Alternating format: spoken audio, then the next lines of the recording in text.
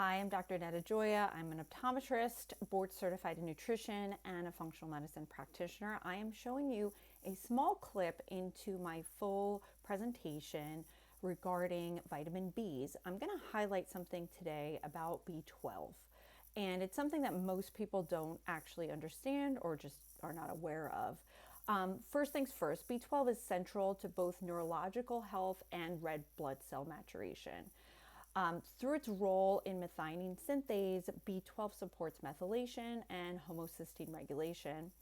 But unlike most B12, B vitamins, B12 requires something called intrinsic factor for absorption and is found almost exclusively in animal foods.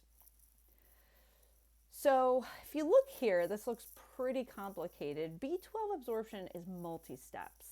And that's why we really have to take in consideration how deficiencies can occur, even when you're taking adequate intakes.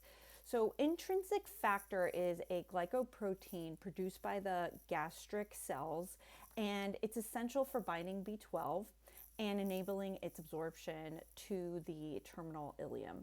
Dietary B12 must first be released from food proteins by this acid, bind temporarily to carrier protein, then transfer to intrinsic factor in the small intestine before absorption can occur. So disruption at any point can actually significantly reduce B12 absorption.